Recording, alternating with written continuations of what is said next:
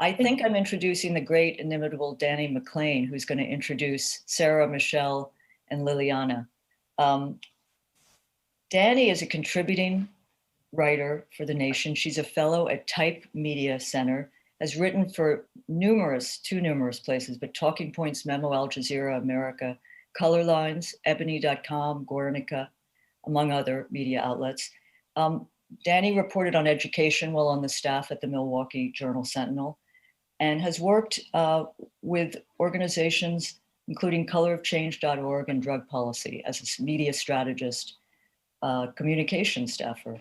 Most recently, she was the guest editor of The Nation's very special issue. Check it out, on radical parenting. It was a beautiful, important issue. And we do special issues from time to time, which I think are almost like a little book, bringing ideas, writers together around one theme. So Dani, thank you so much for joining us. It's lovely to see you. Hi, Katrina. It's so good to see you too, as always. So welcome everyone to our session on covering movements. I'm so excited to be in conversation with these folks today. So today we get to hear from 4 prolific, intrepid journalists who are doing incredible work covering social movements. They are the ideal people for us to hear from about how to best report on the organizers and activists who are challenging power in any number of ways. So let's go ahead and meet them and get started. Zoe Carpenter, I'll read their bios and then we'll jump into a conversation. Zoe Carpenter is a contributing writer for The Nation. She received the James Arison Award for Social Justice Journalism in 2018 and has been a finalist for the Livingston Awards and the National Awards for Education Reporting. Her writing has also appeared in Rolling Stone, Guernica, and various other publications. A former Nation intern, Zoe has written numerous explosive, long-form stories for The Nation, the most recent, a nuanced examination into how the movement against domestic violence is reconsidering the costs of criminalization. We'll also hear from Liliana Segura. She's an award-winning investigative journalist covering the US criminal justice system with a longtime focus on harsh sentencing, the death penalty, and wrongful convictions. She was previously an associate editor and contributor to The Nation, where she also started as an intern. Currently, she's the senior editor at The Intercept, where she specializes in stories covering the US criminal justice system. In 2019, she was honored in the abolitionist category of the Frederick Douglass 200, a recognition given by the Frederick Douglass Family Initiatives and the Anti-Racist Research and Policy Center at American University. Sarah Jaffe is the author of Work Won't Love You Back: How Devotion to Our Jobs Keeps Us Exploited, Exhausted, and Alone.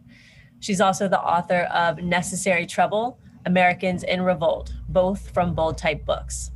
She's a Type Media Center reporting fellow and an independent journalist covering the politics of power from the workplace to the streets. Her work has appeared in the New York Times, The Nation, The Guardian, The Washington Post, The New Republic, The Atlantic, and many other publications. She's the co-host with Michelle Chen of Dissent Magazine's Belabored podcast, as well as a columnist at the Progressive and New Labor Forum. Michelle Chen is a contributing writer for The Nation. She's also a contributing editor at Dissent, a contributing writer at In These Times, and a co-producer of Asia Pacific Forum podcast and Dissent's Belabored podcast. She studied history at the City University of New York Graduate Center. Welcome, everyone. I'm so thrilled to be speaking with you today. So let's just jump right in. How did you guys are covering, these movements? How did that start? How did you develop your respective beats? And maybe one way to get into this question is, what was one of your earliest stories on the beat? And how did you know that you wanted to go deeper and that you didn't want this just to be a one-off, but you wanted to continue writing about these issues and these sources? If anybody, let's start with Liliana. Oh gosh, okay. I'm trying to remember so I guess for me, it's not a hard Thank you, first of all. Thank you. It's awesome to be alongside all of you. Speaking on this specifically, this is like as close to my heart as any topic of discussion. And so I guess just to answer your question directly, I don't remember the first sort of story that I wrote that's on my beat, but I should say, I mean, when it comes to my work about the death penalty, I came to this topic directly from activism. It is only really because of the anti-death penalty activists who I met in college, essentially, that I ended up being connected to directly impacted communities, people who had been on death row, exonerated people, mothers of people who'd been incarcerated and sentenced to die, and specifically people who had been connected to or impacted by the racist, brutal policy carried out throughout the 80s and 90s in Chicago by a brutal police commander named John Burge. That was sort of my introduction to prisons, to harsh sentencing, to police abuse of all kinds. And it was really only because of the activists who shared those stories with me and directly impacted people who shared those stories with me that I sort of came to understand what was happening within police stations and prisons all over the country. And so I guess, I continue to be, as far as I'm concerned, my best sources are people within that sort of broader movement and directly impacted people and their families. And so I can't say that I remember the first article I wrote, but I will say that the first article I wrote about the death penalty was for an activist publication called The New Abolitionist, which no longer exists, but which at the time was covering the movement to end executions and the death penalty throughout the country. So. Thank you. Who else wants to jump in?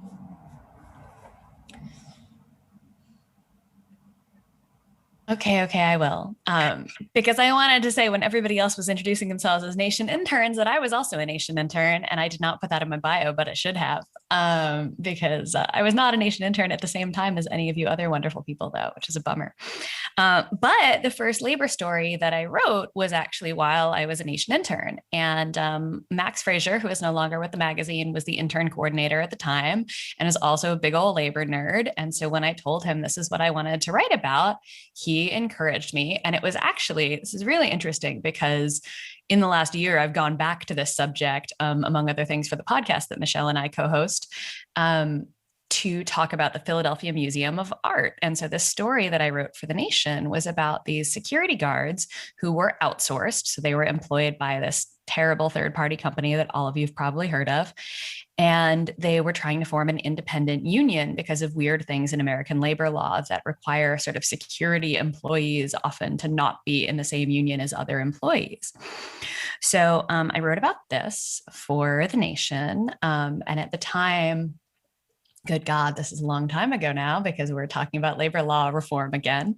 I was trying to link it to the push to pass the Employee Free Choice Act, which is probably going to make Michelle break out in hives now that I mentioned that. Sorry, Michelle. Because everybody who covers labor, watches labor, is in labor was sort of traumatized by that whole thing. And I knew already that I wanted to write about this because I felt very much like it was coverage that had been missing.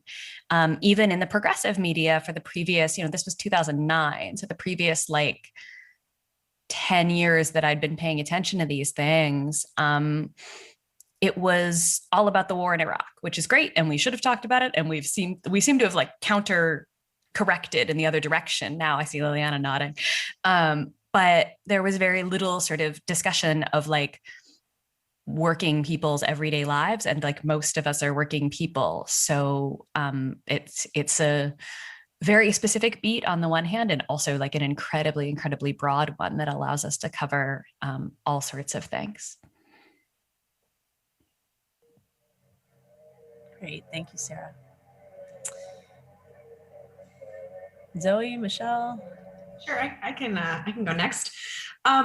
I think talking about my beat is a little bit different for me because I am much more of a generalist, which that might be interesting to get into too later. There are definitely some minuses in being a generalist, especially when you're covering movements. It's much easier to gain trust and just have a depth of knowledge if you're covering a tighter beat. But I would say that especially a lot of my long form pieces have come out of discussions with movement leaders and directly impacted people.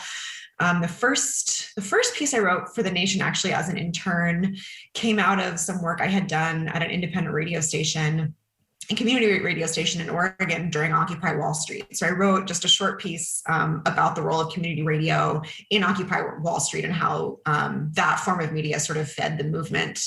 And since then, I've done pieces related to the immigrant rights movement, to civil rights and racial justice. Even some of the health reporting I've done has been very tied into movements. Gender, yeah, I find, I think especially when I was in DC, I was in the Nation's DC office for about 6 years, and DC is a really crowded space for a reporter, and focusing on movements or the conversations that movements were driving was a good way to get outside of the sort of normal churn of chasing senators down hallways and trying to get a 17-second soundbite from them. And I found that was a really great way to sort of establish myself in DC and not have to be quite so directly in competition with outlets who had a million reporters zooming all around the hill. So, yeah. Just a quick follow-up, Zoe, do you think that has made it harder to be well-sourced? That you're moving between movements. I know, sometimes as someone else said, our best story ideas come from building relationships over time with people within a particular movement. How has being a generalist affected your ability to develop relationships with sources? It definitely makes it harder. It just means that I have to be more intentional. And there are certain coverage areas that I tend to focus on a lot. So I'm not literally covering everything. I think that would be impossible in terms of developing good sources. And often I kind of establish mini beats that maybe I'm working on for a year. When I first got to the Nation's office in DC, I was doing a lot of reporting around sexual assault in the military. And I did maybe 6 or 7 stories that were related to that. And I'm actually now doing a similar piece that's related 6 years later. And so those sources are people that still remember me and that I still have a good relationship with. And it just takes a little bit more work to stay in touch with people, even if you're not actively writing a story on that beat for a while. That's great. Thank you.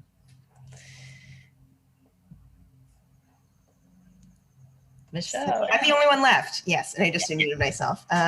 So thanks for having me. I think this is my second Nation Student Journalism Conference, but I'm sad that I can't see people's faces. Last time we actually were in a physical room together. Yeah, it was great to hear everyone else's stories. Full disclosure, while I was not a Nation intern, I was actually rejected twice, I think, from the Nation internship application process.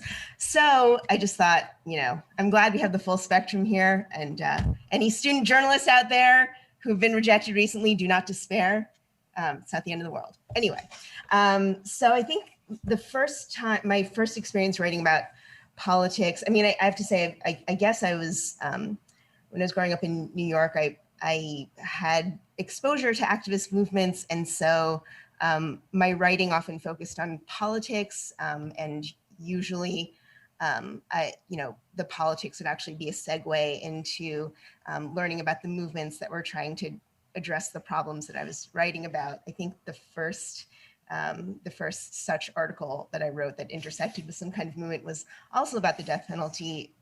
As for, I think it was when I joined my high school paper, I wrote an article on that. I'm not actually sure it got published, but it was my first foray into writing about a thorny subject that not a lot of people, truly understood, or was often misunderstood. I think when I got into, when I sort of got moving through high school and into college, I did a zine. And for anyone who, hopefully people remember what a zine is, I'm sure people on the panel do, but hopefully some of the students do as well. But, before people had blogs and Twitter, they had zines. And while not all of my zine content was focused on politics, it would often have a sort of a political bent. I felt that actually being a part of the zine sort of subculture actually made me part of a movement as a writer. And so I think that was a good introduction to how writing and activism can intersect, not just in terms of the topics that you're covering, but also in terms of the role that journalists and writers have in movements, in terms of generating dialogue, in terms of exposing issues, and also holding movement groups and people accountable. And then I think I started covering movements in earnest after sort of towards the end of college, and when I was covering. I remember after 9/11, I remember writing about some of the critiquing some of the public debate and sort of the hawkishness that a lot of people were approaching national security issues with. And after college, I remember maybe the first time I really covered a protest was at the Republican National Convention, which was selected to be in New York for some odd reason. But I remember sort of feeling kind of that strange electricity that comes from being in the middle of a crowd and sort of walking up to complete strangers and asking them questions about why they're there. And for someone who's kind of introverted, I think journalism can be a great way to find a way to interact with people and ask them and sort of sate your innate curiosity about people without feeling necessarily that socially awkward about it. And I think one of the things I learned from that period, I actually joined I joined a journalism collective that sort of spun out of ZNet, which people of a certain age may remember in the early days of the internets. There was sort of the left had kind of an internet hub called ZNet, and so a spinoff of that, which is called the New Standard. I remember forming a journalism collective with just a handful of people, and what made the work feel really meaningful was that we were trying to change journalism just by operating kind of a completely self-funded journalism venture. And sort of, this is before the days of crowdfunding and all that, but we set up a system where we had a really dedicated base of readers who would fund our journalism, and we would manage to send people out to do stories. A lot of people who are actually still writing in the left journalism world today kind of got their start there. And I think what was inspiring, even more than the movements that we were covering, was the fact that we were like-minded people who didn't necessarily come into the venture with a lot of journalism experience, but all really felt the need to create this intervention in the world of journalism because we felt that the stories that we cared about were not being covered in a way that was fair and just and equitable. And so that, along with zine writing, was, I think, the first time I felt that journalism was, in addition to covering movements themselves, could also be very much ethically and morally aligned with movements. That's great. Thank you, Michelle. I want to pick up on something that you just mentioned briefly, which was that among your stories, you're sometimes holding movement people accountable. And that I think we should explore a little bit, because I think there's often a sense that when we are movement journalists, we're like cheerleaders for the movements that we cover, right? And that our job is to explain what they're doing to not for the nation necessarily, but often to a mainstream audience who doesn't understand organizing and activism at all. How do you all hold that? To what extent do you see your job as explaining, what this movement is and what they're trying to accomplish versus or alongside the kind of intra-movement dynamics, the tensions within a movement? Are both of those important to the reporting that you do? Or maybe that it's not a both and, it's like a myriad of kind of things to be thinking about in covering movements. I was I going to think jump on that if you didn't ask that no, question. please. So Yeah, go it's for it. great. Yeah, I'm really glad Michelle mentioned that. I mean, we write about labor, which is both a movement and also a series of institutions that in some cases are still really powerful. And so, you know, these are conversations. I was just talking with a friend yesterday about the fact that like several big unions have fights with their staff unions going on right now. And like, you know, these are tensions that actually, you know, you have to sort of report on. And we were talking about who should write about this, because like it's actually really hard to do that well, to talk about like the reality of these things that, you know, they call themselves a labor movement, and that is true, but it is also true that these are institutions that have, you know, in many cases like institutional power. But that's also a dynamic that carries over to covering newer movements that have less institutional power, but that there are still power dynamics that operate within them, right? And so there are people who tend to rise to the top of any movement moment, whether we're talking about Occupy or Black Lives Matter or anything else, that, you know, because of the sort of screwy way fame operates, can get a lot of power of some sort or another. And like this actually requires a lot of thought and nuance on how to bring these things into the public, whether that should be done in journalism or, you know, whether it's my role or somebody else's role to do that, to sort of blow these fights up. These are really complicated questions. And like, I wish I had good, easy answers to them, but actually like so many things about being a good journalist, the answer is in the tension. And the answer is in like the fact that it's hard, and it should be hard to make these decisions. It shouldn't be easy. And if you find yourself thinking that they're easy, you're probably one of those people who's taking up a lot of space without putting too much thought into whether you should have it.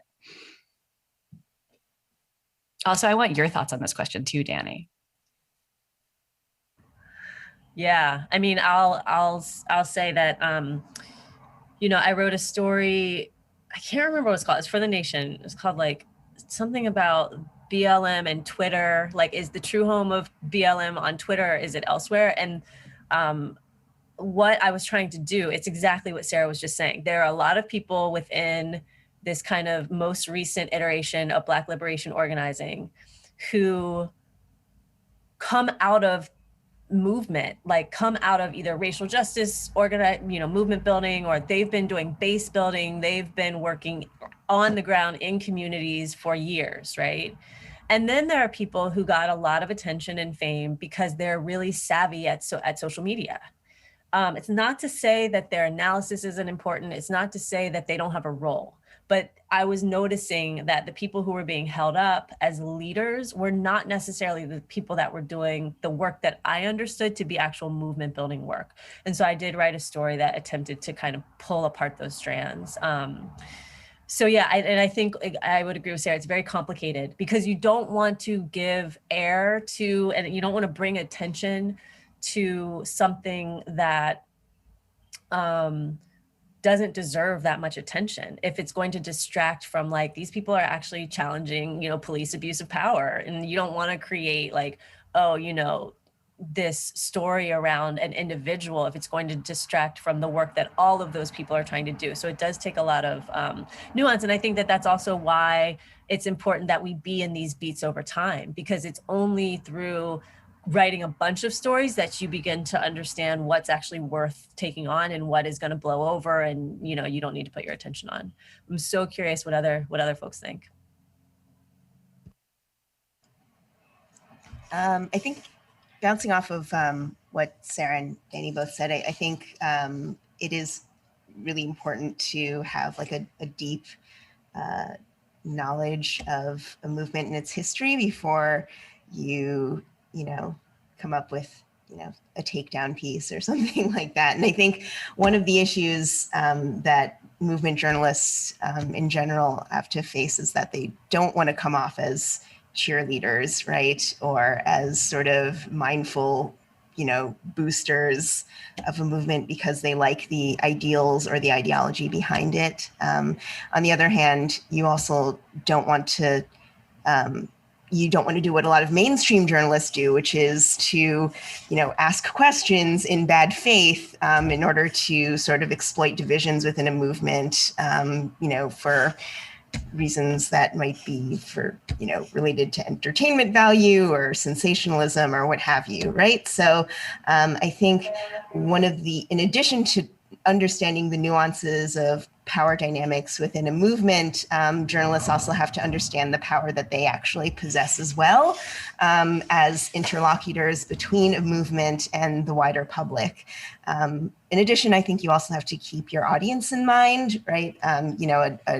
A deep dive on, union corruption in labor notes is going to serve a different function in the labor movement than, a New York Times expose on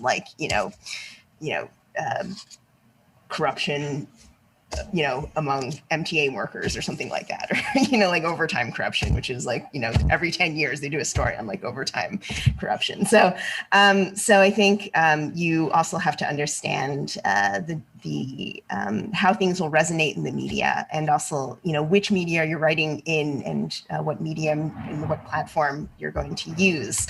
And I think that it's harder to do than, the good piece on activist movements, right? Or like the cheerleading piece, because that's that in some ways that's an easier narrative, right? But movements are complicated. And I think that the way to report on something in a genuine, in a way that's genuinely helpful to movements or to the causes that movements are trying to advance, is to really make an intellectually rigorous and good faith effort to expose wrongdoing when it happens, but always keeping in mind that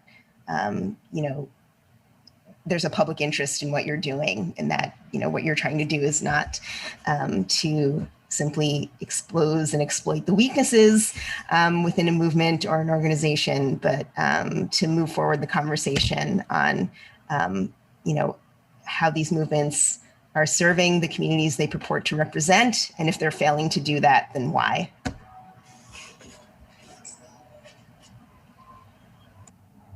I'm going to throw another question in the mix, and then if anybody wants to take that up again, we can let's just be organic with this and kind of speak to what catches your attention.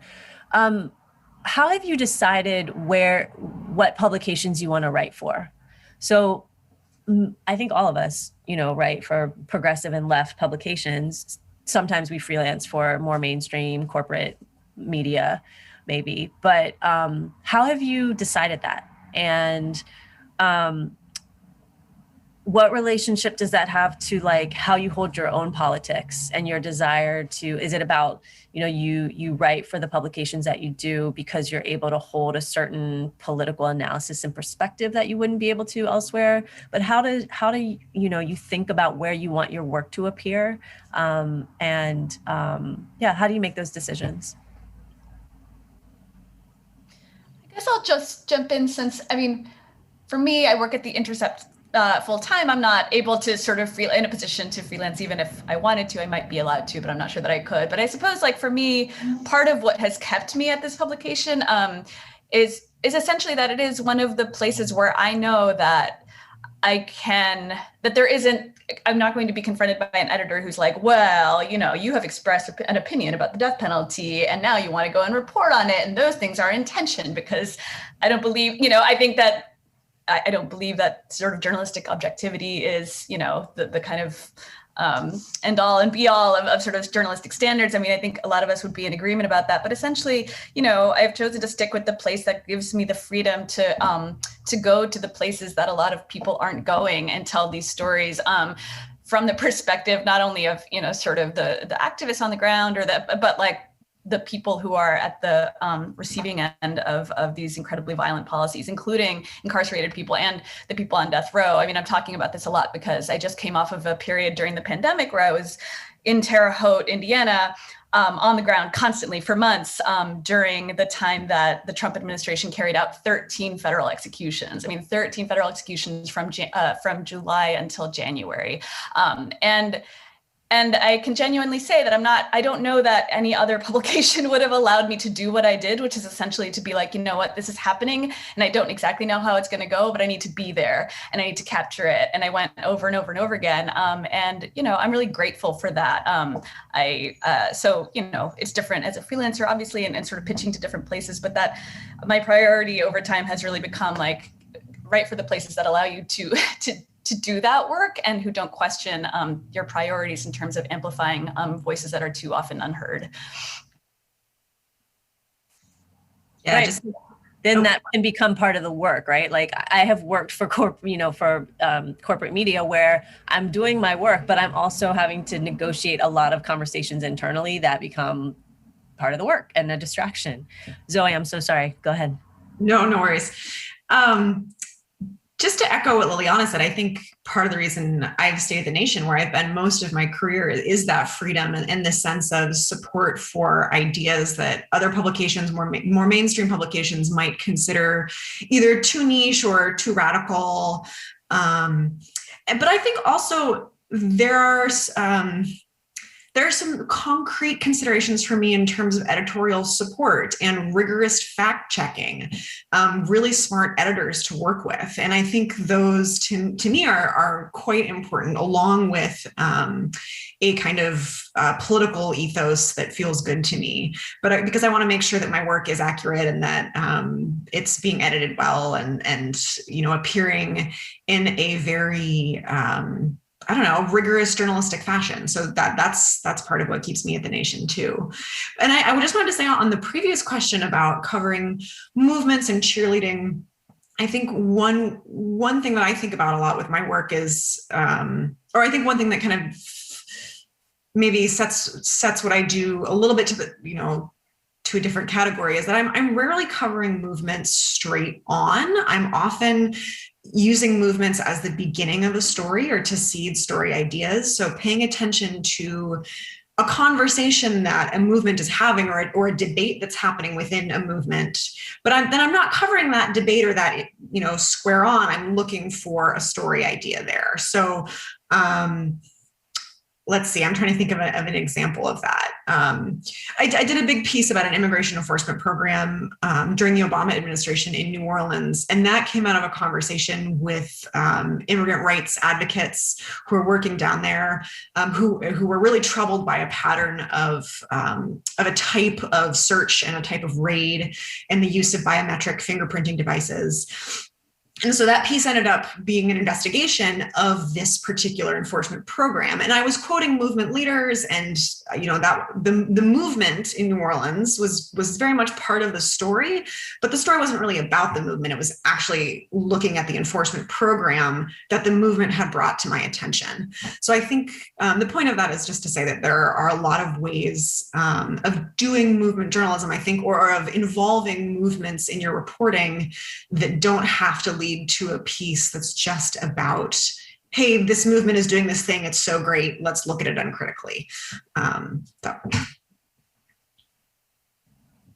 Yeah, thanks for pointing that out. I'm gonna ask one more question, and then we're gonna go to the questions that are being generated from our participants, because there are so many and they are very good. But I'm thinking about, this is more of like a kind of less of a content and more of like a format question. So I noticed that Sarah and Michelle co-host a podcast. You co-host Dissent's Belabored podcast. And I'm just curious, I mean, some of us gathered here are writers. We know we want to write for magazines, I'm assuming among the students, but I'm sure many of you are kind of questioning, I want to be a journalist. What are the different ways that I can tell stories? And I'm curious, Sarah and Michelle, talk about podcasting. What are types of stories and ideas that you're able to explore as hosts of your podcasts that you might not be able to explore through a long form piece? What opportunities does an audio format give you? Do you want to go first, Michelle? Go ahead. All right. So I literally just came from recording back-to-back belabored interviews into this. So I'm just a little bit. But When I thought about doing the podcast, it actually sort of started as a joke a million years ago, that I said to Sarah Leonard, who was at the time the editor at Dissent, that I was like, I want to do a labor podcast. And I was like, that's a good idea. We should do a labor podcast. And at first it was Josh Idelson. And then when he left me alone and bereft, I convinced Michelle that she had time in her busy schedule to do it with me, even though she was not sure at first that that was a thing. And here she still is. Still not sure. But that's okay. Still not sure, but it's fine. Neither of us have time really, but we do it anyway. And one of the things that I like about podcasts, because I listen to a lot of them at this point, is that like you can listen to them while you're doing something else. And for like thinking about a labor podcast and like the old tradition of labor radio, you can listen to it at work, you know? And I liked the idea of having a labor audio product that you could literally listen to at work. So that people could take in the news if they didn't have time to sit down and read a 5,000 word feature that I might write for wherever. And I think this connects to the previous question about sort of how do you decide where you want things to be published, right? Because like at this point, I feel like a total vagrant both in my life and my career, because like a lot of it is I write for places because they'll come to me and be like, you understand this thing that's happening. Can you explain it to us? So I do a degree of that, of like, I finished a piece recently for the MIT Technology Review that was like, hey, will you write for us about tech worker organizing? And I was like, great, sure. And that is, like everybody has said, like a different experience than something else that I might write. And I did an interview this morning with one of the bargaining team members from the New Yorker magazine who just averted their strike. And this really dovetails everything, right? Because I'm literally, you know, covering the worker organizing at a place that I would love to write someday, but like I was not going to cross a picket line. And there was no way that like me being me, I wasn't going to absolutely give like full on support to the New Yorker union. And talking to this bargaining team member about what they won this morning was just excellent. And for Belabored, we sort of go in deep on like, okay, so how did you like build militancy in the workplace? And how did you get to the point where like you were all willing to go on strike? And like, what did you win in the contract that, you know, like a lot of publications probably wouldn't care about, but we assume that the audience we've built over the last 5 years are also labor nerds and they like that. And the last thing before I hand this off to Michelle is that I'm actually working on a narrative podcast proposal right now with a friend of mine. And it's partly inspired by the wonderful podcast that Liliana did, and which was taking this sort of true crime podcast and bringing their radical lens to it, Liliana and Jordan from The Intercept, to this format that can be kind of reactionary. And I was kind of like, oh, what if I could use true crime to tell like a labor story? So, yeah. Yeah, I think since I had actually a little bit of audio experience when I was with the leftist editorial collective and in a few years before joining Belabored, but I knew sort of the basics of editing and knowing how to do, you know, a phone interview and stuff like that. But I think when I was roped into doing Belabored and ended up, you know, finding myself, you know, compiling audio from a variety of sources that I otherwise would have interviewed for maybe, a print or text story. I found that, you know, there's something about the podcast medium and that is much more intimate, something about, you know, just, you know, the human voice and the fact that, you know, audio in some ways is sort of, you know, one to many, right?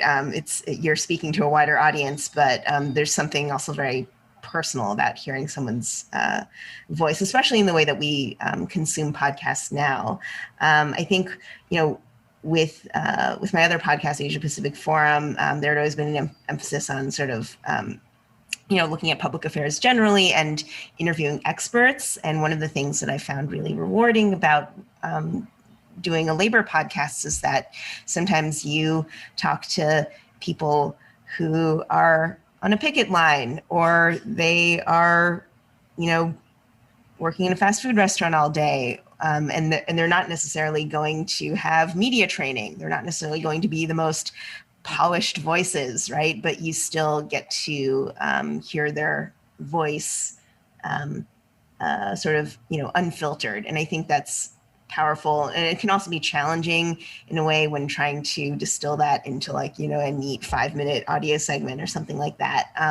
But I think that it sort of brings you closer to your sources in a way that maybe, writing a lot for print or the web doesn't. And I think that's a good discipline to put yourself through.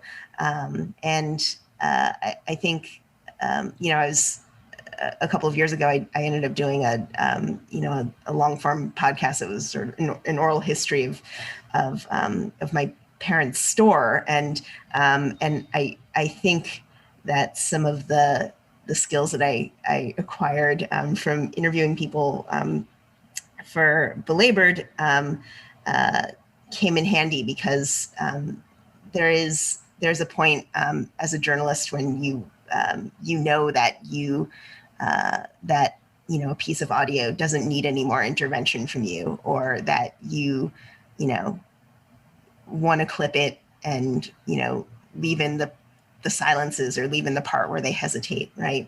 Because that just adds to the depth of the story in a way that you could never paraphrase, right? Or you can never translate into text. So I think that's the most powerful part of working with audio.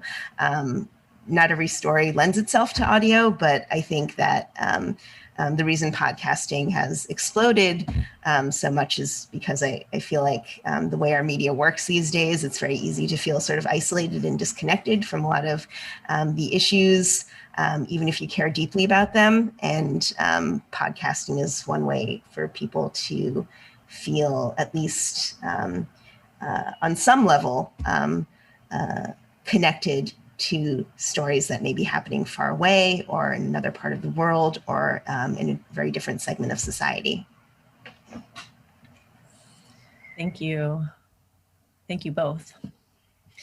All right, we're going to get into these questions, which are incredible, from participants. And we're still taking questions. So if anything comes up, please post your questions in the chat, wherever you're posting them. I'm not sure. All right, so some of these questions are very similar, so I'm gonna pair some of them. Okay. There's a question from Claire Healy that reads, as someone who has been similarly involved in activism and advocacy but wants to be a journalist, I often get told that I need to back off from personal views so that my writing will be taken seriously, or that if I don't, I won't be hired to cover related work. How do you balance personal beliefs and your reporting in this context? And then Zoha Ameda asks what I think is a similar question, which is, speaking about journalistic objectivity, which Liliana brought up, do you feel it's a good idea to report on a movement which directly affects you and draw from your own experience while writing?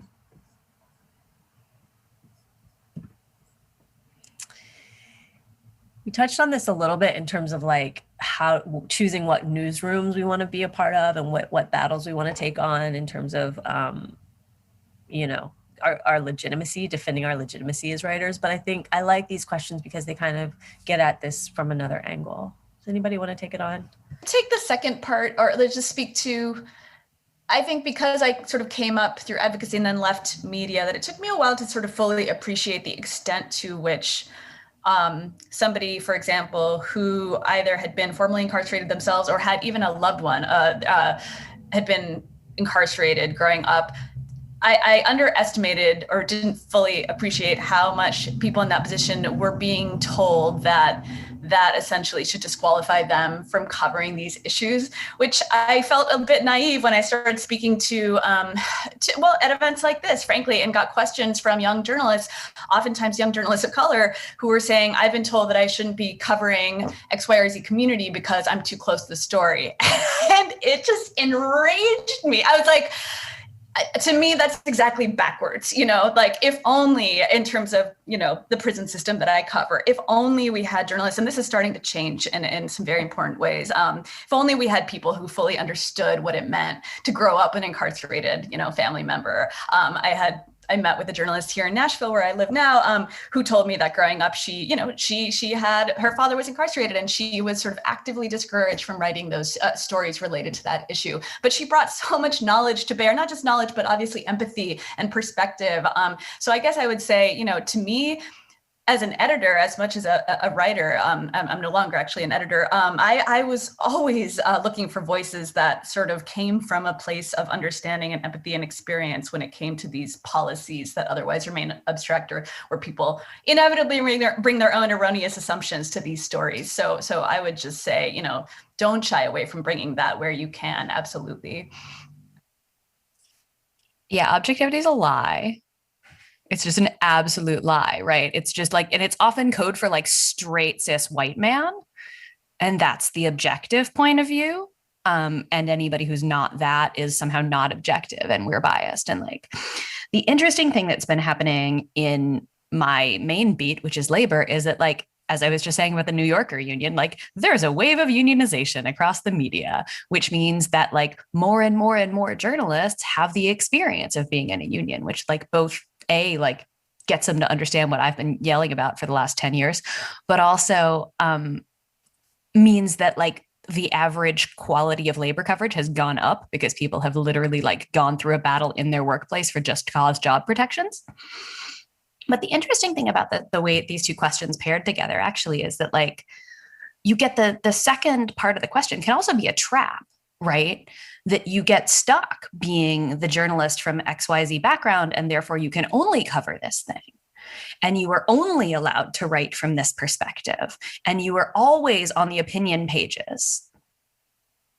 And you are never doing a straight news story that you might not have like a personal connection to, but you're a good reporter and you should be able to do it because you're a good reporter. So like Black journalists who are always stuck writing about Black stories, right? I see like, journalists who come from an immigrant rights struggle who then are only ever allowed to write about this. But when you are allowed to write about it, you are presumed to always be writing about yourself. And so like, these are messy threads, but I think we are getting a little bit better at them, partly because like parts of these big union fights, again, at the New Yorker was like a fight for diversity and inclusion and hiring, which means like thinking about bringing in people from different backgrounds as a matter of course, and not just because like, oops, Black Lives Matters in the headlines again, quick, we need to hire a Black journalist, because that happens and it annoys the crap out of me, especially when people quietly sort of get their bylines cut down when the movement's no longer in the news. And so it's a real struggle, right? To say like, yes, you should be able to cover the thing that is meaningful to you, but that thing can be meaningful to you for a lot of reasons that don't have to be like the identity boxes that the, sort of still too many white cis male faces at the top of most of these publications think you belong in.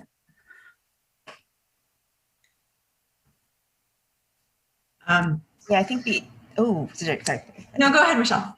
I was just talking what you said about Black Lives Matter. I mean, there are actually a number of Black journalists who are, it does cut both ways, because there are some Black journalists who are discouraged from writing about Black Lives Matter because they were supposedly too close to the story, right? So it does, there's this like a sort of interesting line that you have to toe when you are a journalist and, slash something else, and that something else can be sort of a way to exclude you from covering certain stories, or a way to pigeonhole you. And so I think, obviously this is not something that, cis white men have to deal with a lot. So that is sort of the cross many of us have to bear. I think in terms of how to, as a young journalist or journalist who's just starting out, having how to navigate issues of, potential conflicts of interest and things of that nature. I mean, these are still things that you run into even as a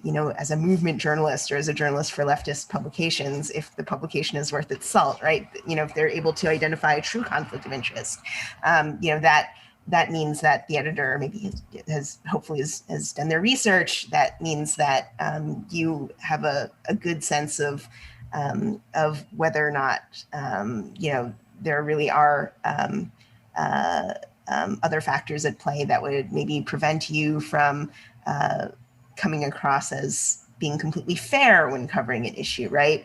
But I think, again, the issue is not objectivity so much as fairness, and it is subjective. But I think that this issue is particularly relevant now because, we just saw, an AP reporter getting laid off because of some supposedly controversial tweets that she issued, and now with social media, right, we have much higher levels of exposure in terms of the whatever personal political views we may express.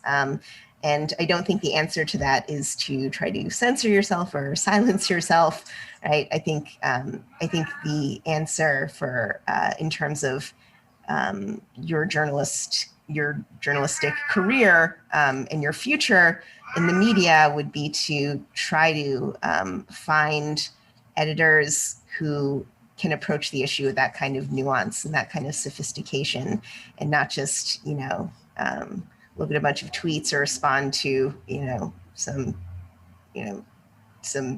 smear campaign on Twitter and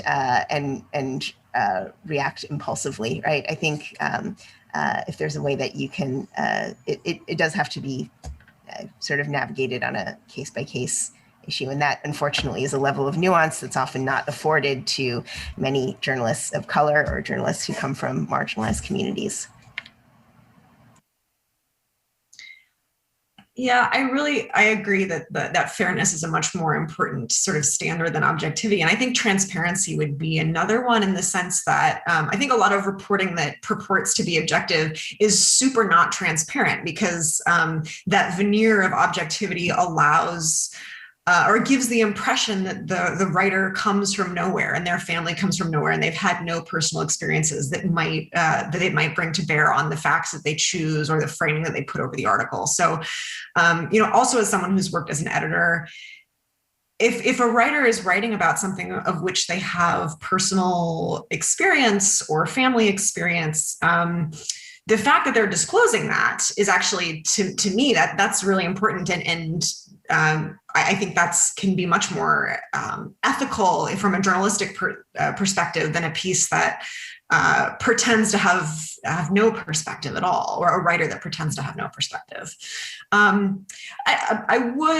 do think that there is starting to be more openness to the idea that personal experience can be an asset versus liability across media, but I don't think that's true everywhere. And so I think just for the young journalists who are kind of considering their career, I think it does have to be kind of intentional. If your goal is to work at a place like the Times or something like that, that there may be some compromises that you have to make in terms of your activism, for example. And if you don't want to make those compromises, then you should be deliberate in seeking out internship opportunities or employment opportunities at places where you can tell, or where you have a feeling where that might not be as much of a problem. But I think being really clear-eyed about what your professional goals are from the outset will be an asset to you, because there are lots of institutions, media institutions, that still have a pretty firm firewall between a reporter's personal activities and what they cover, and you should be aware of that.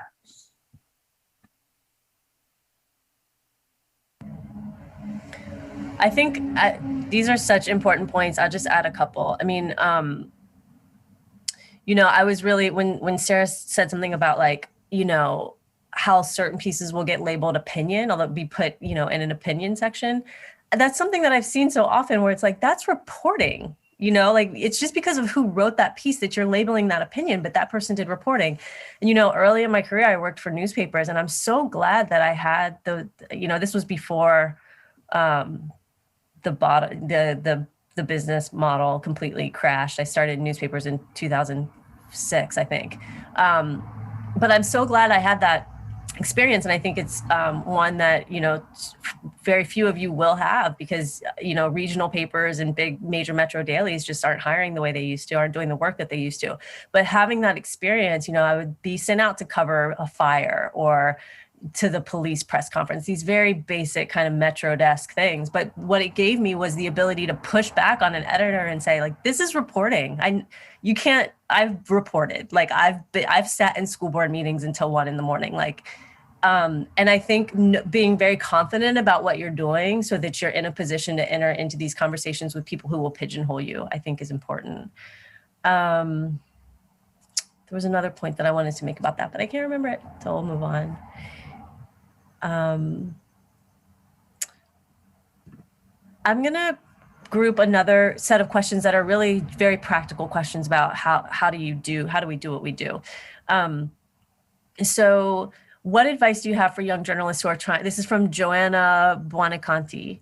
What advice do you have for young journalists who are trying to get into the freelance field? How do you find or create these spaces to share your work and get your name out there? So that's one, like freelancing, how do you get into it? Pitching, right? Vicky Oliver asks, do you pitch your stories or are they ever assigned? Can you please talk about the process a little bit? What does it mean to pitch? How is that different as a freelancer from how it might work as a staff reporter? And then this is a question about sourcing from Jessica Shoran Yua, who asks, how do you get in touch with these activists in the first place? I get very overwhelmed by how much activism there is nowadays. I don't know where to start. So sourcing, how do you build relationships with sources? Who wants to kind of tackle any of these questions? How do we do what it is we do?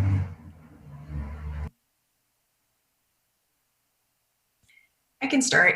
In terms of building sources, going to actions. I mean, now that's starting to get a bit easier. Obviously, during COVID, it was harder to do that.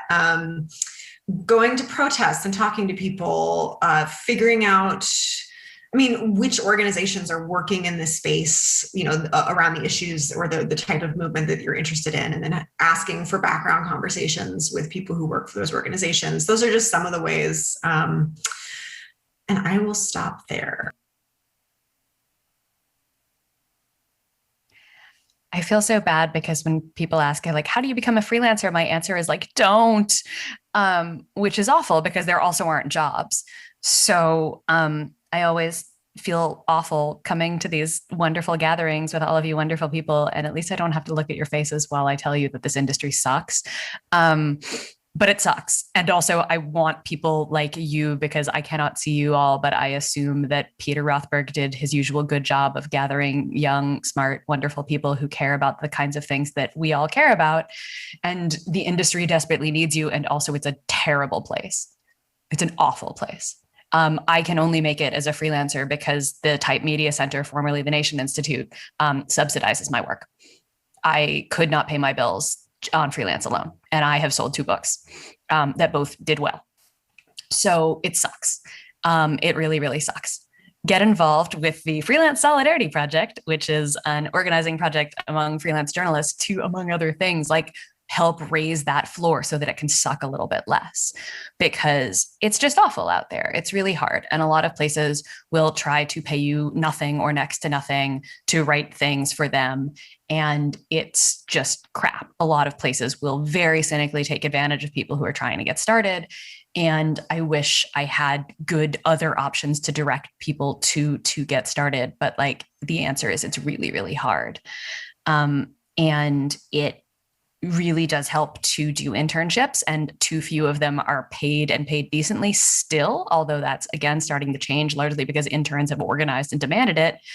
And it sucks. But the thing that internships do, the thing that events like this one do, is keep all the email addresses, and Peter is welcome to give all of you ours, of the people that come here to speak to you, because these are the people who you want to pitch. These are the people who will help advise you pitching.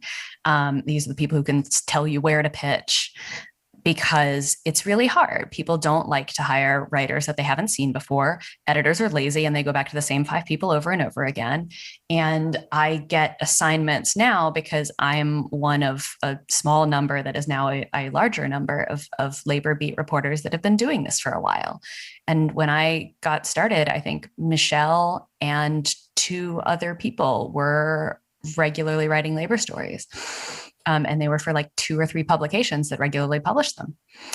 And we fought long and hard to make that a different world. And I'm really proud that we have done it, but it's still not enough. And yeah, it's really, really crappy out there. And I think one of the things that I hope we can do better as sort of now quasi-organized freelancers is helping people who are getting into the industry, and helping make these processes sort of more transparent, because a lot of people will be very precious about making introductions and making recommendations, telling you how much they get paid, all of that stuff. And like, I get it. People sometimes email me out of the blue with requests that I do not know, and I am not going to put my name on the line for just anybody. But ironically, those are often people who are very well compensated staff reporters who make a lot more money than me, who want me to do work for free. So the answer is mostly no to them, but it's very often much more gratifying for all of us here to try to help young people get in than be stomped on yet again by the people who have staff jobs. Sorry to be the depressing person here.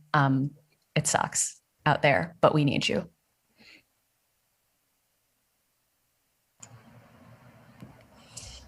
So remember to start a Substack. Just kidding. But the There is a question about Substack. yeah. Oh God, I know there's probably a ton of questions about Substack. No, I was just kidding. But I would also agree that freelancing is quite difficult to earn a living on, especially in a city like New York. It was probably easier maybe 20, 30 years ago. Not so anymore. And I wouldn't necessarily discourage anyone from embarking on any particular career path. So I'm afraid I'm not very helpful to the audience here, but I when I was freelancing, maybe over the past decade or so, I also was fortunate enough to be subsidized for some years because I was in academia. So, this is not to derail anyone from embarking on journalism full time or anything like that. I mean, I basically had 2 full-time jobs anyway, but or 1 full-time job and a part-time job. I think a lot of freelancers and a lot of people these days end up, having to juggle more than one stream of income, and whether it's, I know some freelancers who've had copy editing jobs on the side, or, they've edited, or they've worked as an editor, as a freelance editor, while trying to pursue their own freelance projects. And it's extremely stressful. And if you don't have, if you're not able to navigate that as a freelancer, it's probably not your fault. It's just the fault of this stupid system. But yeah, I do think that one of the ways that freelancers can help sort of lift all boats is by not seeing each other as competitors, and doing things like the Freelance Solidarity Project, and trying to encourage and mutually support each other, because one of the detriments of not really having very many newsrooms anymore, or full-time, magazine staffs, is that there's sort of a loss of that kind of collective culture. And I think this is one of the reasons why you see so many younger journalists struggling to unionize their workplaces now, because they know that they really need to fight for everything that they have, and fight to claw back some of the things that newsrooms have lost over the years. For freelancers, it's even more complicated, but because of, and here's the labor beat again, because of the complexities of labor law and the fact that freelancers are not considered actual employees, et cetera, et cetera. You need to be a little bit more creative in terms of finding ways to build that mutual support network, but it is very important. Not that I follow my own advice ever, but that's just for you guys. I'm just going to throw in one additional thing, which I think I've really learned since I moved to Nashville, which now it's been like 6 years, which is shocking. But like I, was in New York, was never going to leave New York. New York was like it, and I still love New York and I miss it all the time. But I will say, and I am the last person who can really give advice about how to make a living as a freelancer. I really can't. But I will say that like, there is a lot of value in being proximate to the stories that you want to tell. And that is, geographically, as an editor, I remember as an assigning editor, oftentimes wanting to find reporters who were already in the place that they wanted to, report on, where they knew the communities, where they lived in the communities, where something was at stake. They weren't just parachuting into a place from a big city. And that the value of that, remains. It has also really helped shape my own perspective to be outside of New York or away from the East Coast and to sort of be proximate to so many different parts of the South. So I guess for me, living in New York as a young person was very important to me. It also was untenable at the sort of level salary that I was making. And so I guess I would say, don't feel pressure. Don't feel like your career success relies on you being in any, in New York City or in a big city that may be, difficult.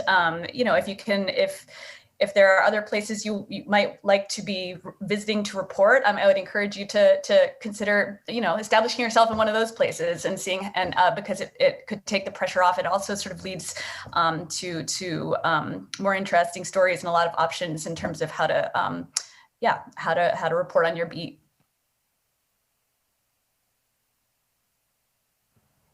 Really great advice. Thank you, all of you. We have time for one more question. And let's see. So this question is from Ava Erickson, who asks, for any of the panelists, what was the most valuable thing for your career that you did as an undergraduate, whether that be internships, school papers, etc.? I'm going to pair that with a question from Daria Kent, who asks, how did you become an expert in your particular niche or particular subject area? What would you recommend when it comes to developing your toolbox of context, history, and information? And I think those two kind of go together, because for me, I'm not somebody who worked for the school paper when I was in college, but I did a lot of reading and a lot of deep thinking about movement. And I never really would have thought that I would apply it as a journalist, but it's probably one of the most important things I did. What do you guys think? I could be the really obnoxious person because I also didn't get into journalism as an undergrad at all. And the most important thing that I did in undergrad that made me a better journalist is read Marx, honestly. And like, I'm that person. But the second part of this is really that like being a beat reporter sort of builds on itself. And like Zoe was saying, even if you don't necessarily hit the same story and the same subject, you keep up with people, and like, I mean, the problem with this is it means that I'm like tethered to social media, which is awful, but this is where I keep up with a lot of people and see what's going on. But do a lot of reading. This relates to the previous question about sort of how do you find sources in movements, and it's kind of like it is show up and keep showing up. And again, I think this relates to not having sort of been on the journalism track as an undergrad, but having been on the world is really, really screwed up and I would like to help fix it track. And that meant reading a lot of books, reading a lot of history, read history. That is a really, really, really, really good thing that I think everyone should do. And it's so good that Michelle got a PhD in it. And you should never have me on panels with people that I know because I know all these things about you. But read history, read widely, read the publications you want to be published in and read ones you don't want to be published in. And talk to people that you think you wouldn't want to talk to. Go to movements and go to pub protests, go to actions, go to a thing where there's 5 local people who are the only ones who've showed up because those people know everyone. I see Liliana nodding to that one because it's like those people know everyone. And if they see you show up, they will remember your face because that's how they became good organizers. And that will teach you so much about the things that and you'll find stories that way, like Zoe was saying. And I think being curious about absolutely everything is like the best thing you can be as a journalist. One of the most important things for me was finding a good mentor, someone who was also a good reader of my work, and who understood the things that I wanted to do after college, or could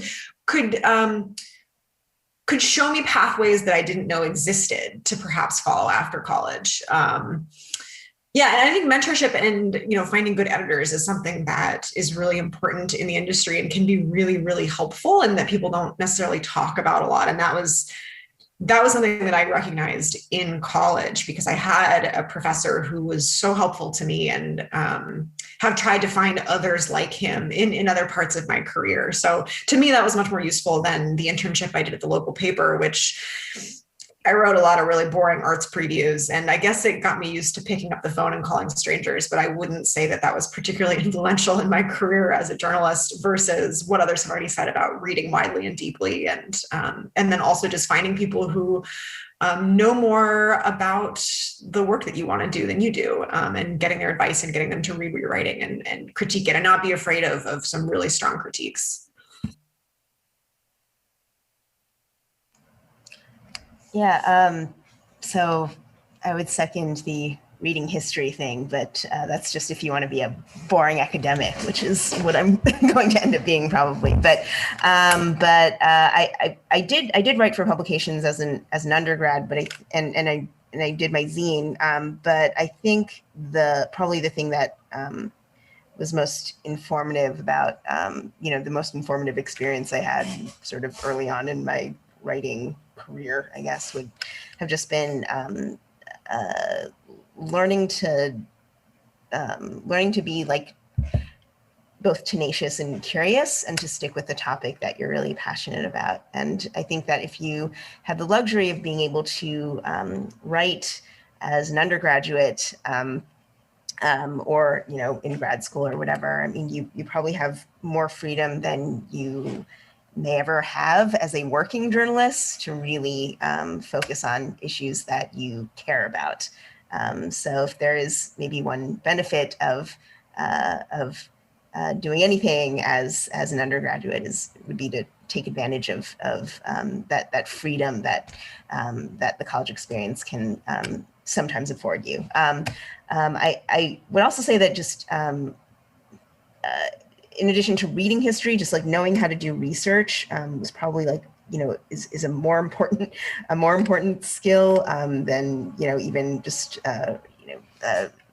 writing, in terms of just knowing how to scrutinize sources, knowing how to fact check yourself, knowing how to cross-reference things. Those are all things that are good just training for the kind of intellectual rigor that you want to bring to your craft as a journalist. And also just learning how to write. And this could be done for if you write for an undergraduate publication, or even writing for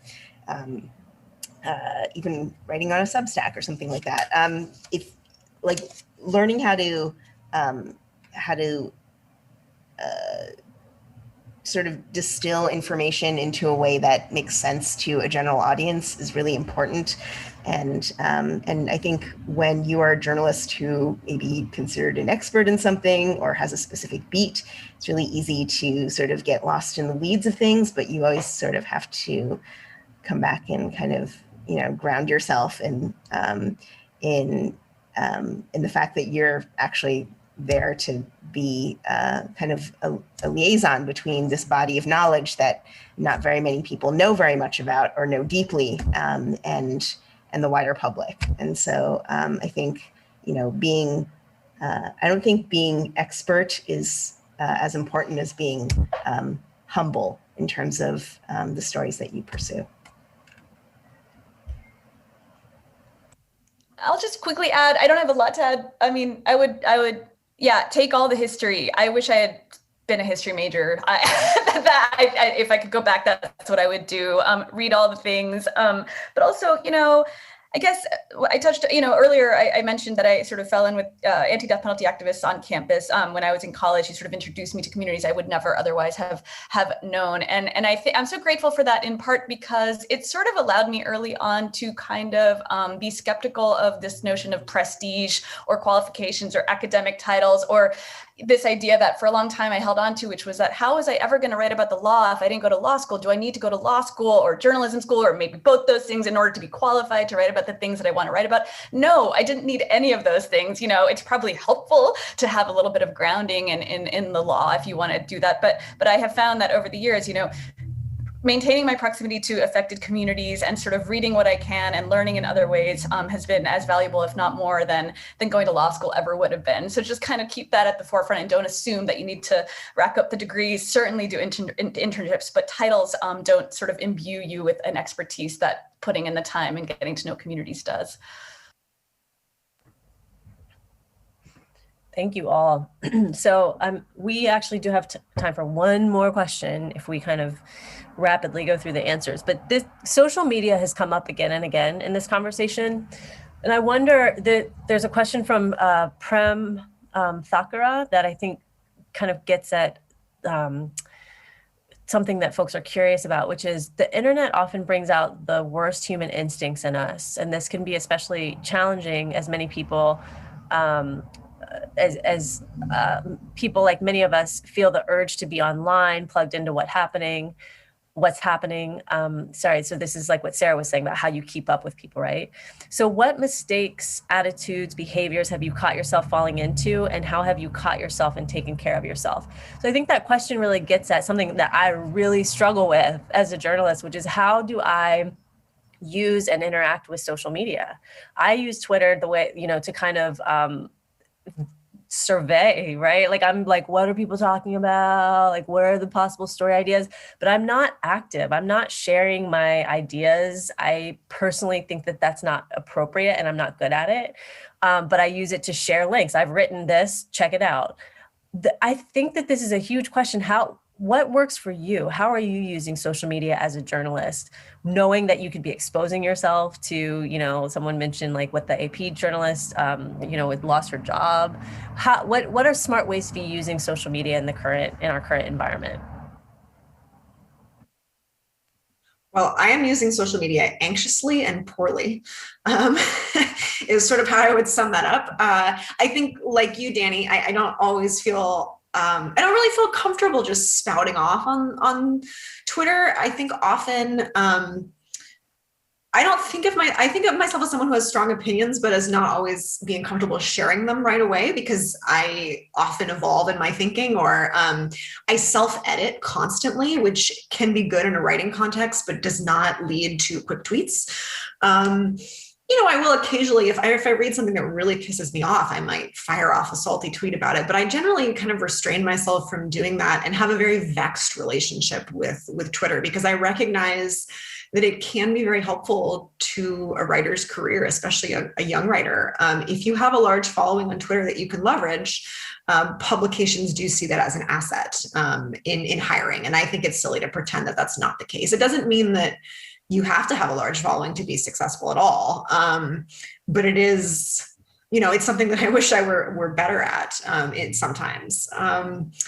I personally have to remind myself that Twitter is always less useful for story generating ideas than I sometimes would like to think it is. I do, like Dani said, I find it very helpful to see what people are talking about and what's driving conversation.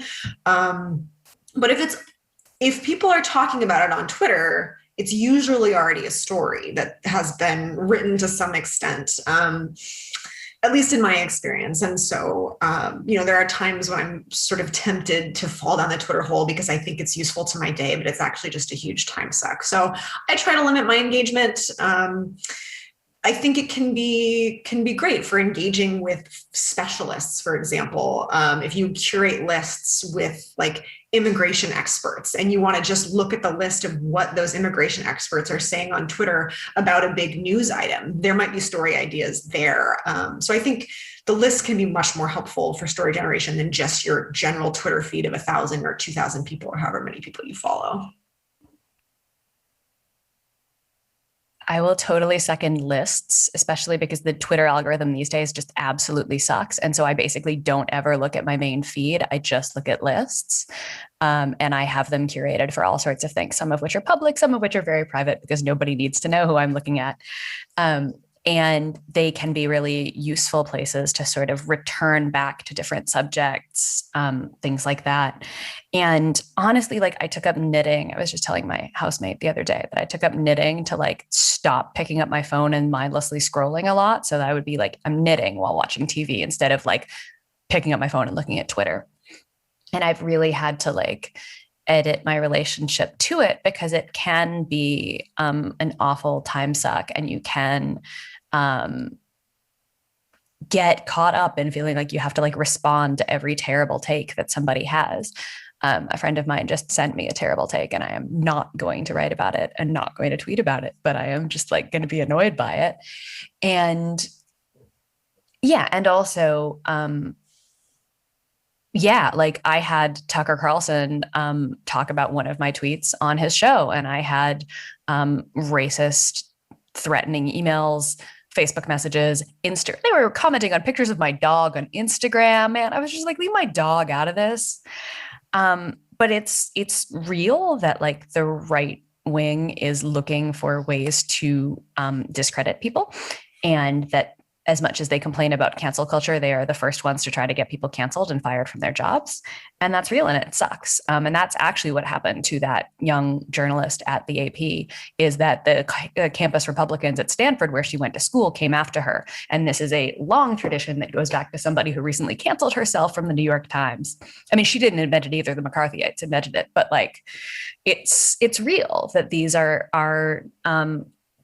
tensions that you do have to walk. And I often think of social media as like the place where all of my bosses and would-be bosses are watching me, which makes it a lot less fun, but also incentivizes me to put it down a lot more, which is good.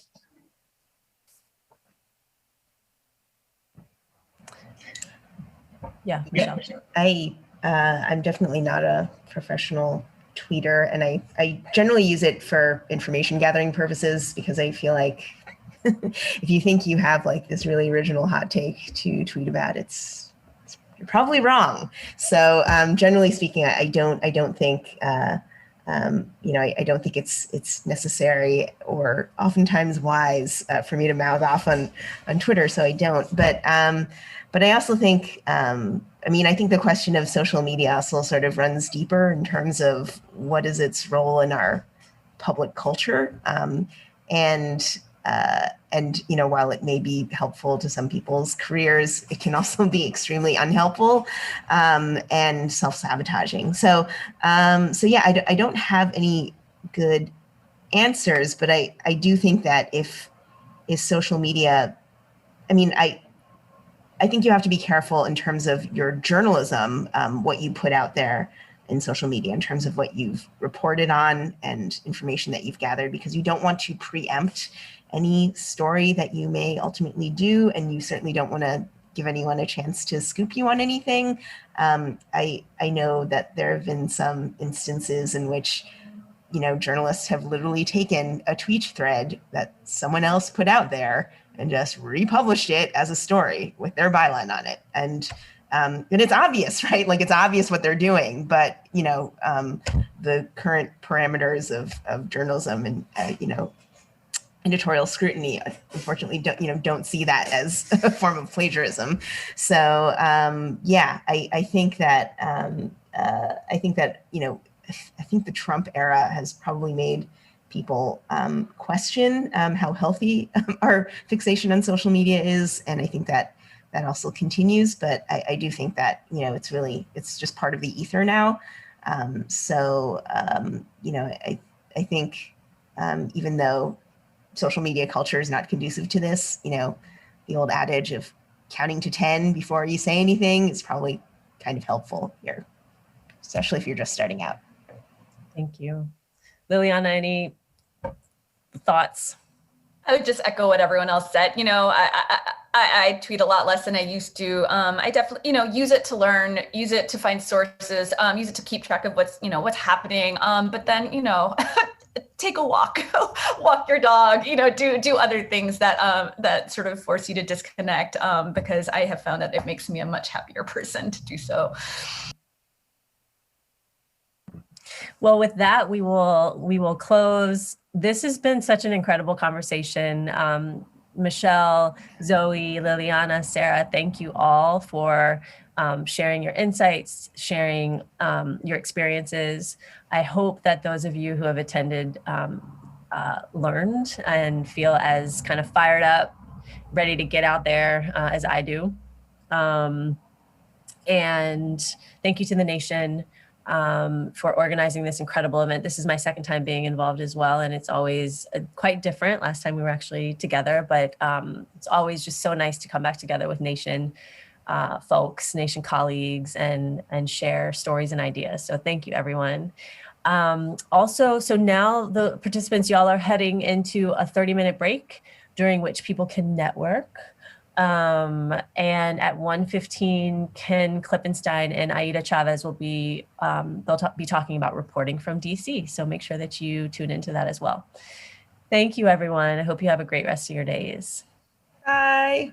Bye. Thank you. All right.